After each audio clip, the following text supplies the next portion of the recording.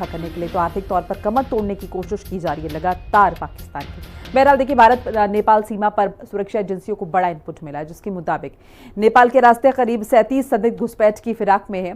इनमें 10 बांग्लादेशी हैं और लगभग 27 पाकिस्तानी नागरिक शामिल बताए जा रहे हैं। पहलगाम में हुए आतंकी हमले के जवाब में चला गया ऑपरेशन सिंदूर के बाद पाकिस्तान ने जबरदस्त दबाव में आकर सीज फायर की घोषणा की थी। बावजूद इसके भारत विरोधी गतिविधियां रुकने का नाम नहीं ले रही हैं, लेकिन नेपाल से सटे जंगलों में व्यापक कॉम्बिंग ऑपरेशन भी चलाया जा रहा है। एक रिपोर्ट आप देखिए।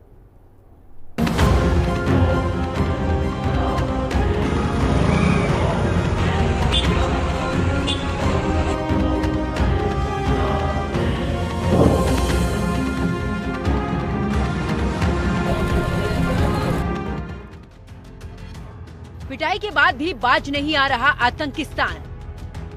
सुनसान रास्तों से घुसपैठ की कर रहा साजिश।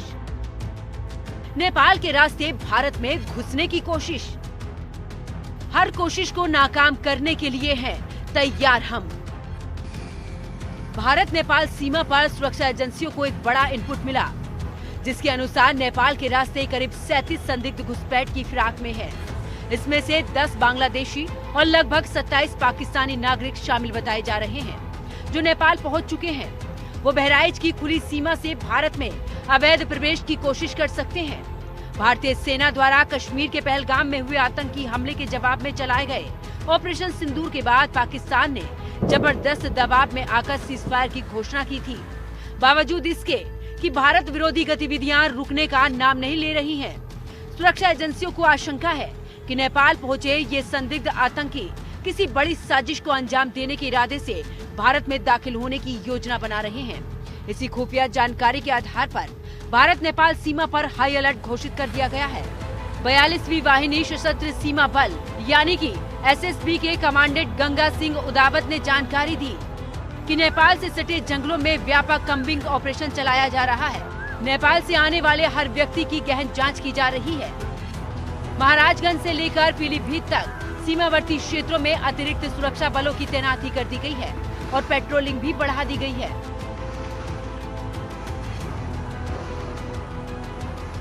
पहलगाम में आतंकी हमला, कुछ निर्दोषों को जात पूछ के मार दिया जाता है।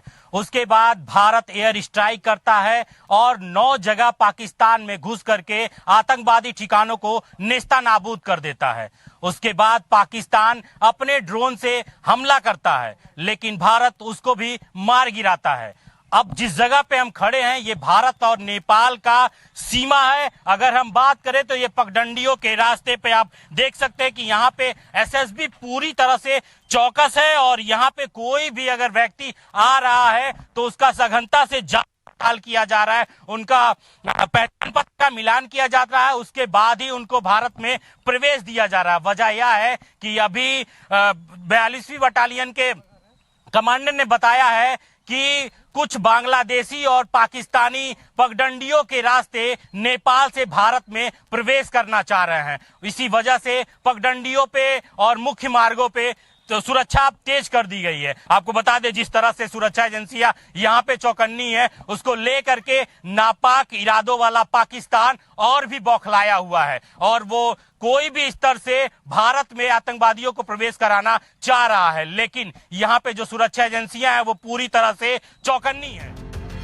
हर कदम पर सख्ती, हर पहचान पत्र की हो रही जांच, पगडंडियों से लेकर जंगलों तक कोने कोने पर सेना तैनात।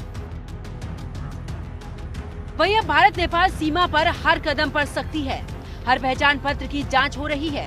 पगडंडियों से लेकर जंगलों तक हर कोना स्कैन किया जा रहा है और अब नजरें नेपाल के उस एयरपोर्ट पर भी है जिसे चीन ने बनाया, गौतम बुद्ध इंटरनेशनल एयरपोर्ट। बता दें कि जब प्रधानमंत्री नरेंद्र मोदी नेपाल दौरे पर थे तब उन्होंने वहां पर लैंड करने से इनकार कर दिया, क्योंकि सुरक्षा एजेंसियों को मिले इनपुट के हिसाब से वहां पर विमान का लैंड होना बड़ा खतरा हो सकता है। हिंदी खबर के बड़े सवाल, हवा में उड़ते ड्रोन सिर्फ कैमरा या फिर आतंकी नेटवर्क के उड़ते हथियार? क्या नेपाल की धरती पर रची जा रही भारत के खिलाफ साजिश? क्या चीन पाकिस्तान की साजिशें भारत की सीमा को घेरने में जुटी? लेकिन इन सभी सवालों का जवाब है कि भारतीय सुरक्षा बल, हमारी सेनाएं जो सीना तानकर हमारी सीमाओं की रक्षा कर रही है, वही पाक और चीन जैसे देशों को धूल चटाने और उनके नापाक मंसूबों को मिट्टी में मिलाने को तैयार है। ब्यूरो रिपोर्ट, हिंदी खबर।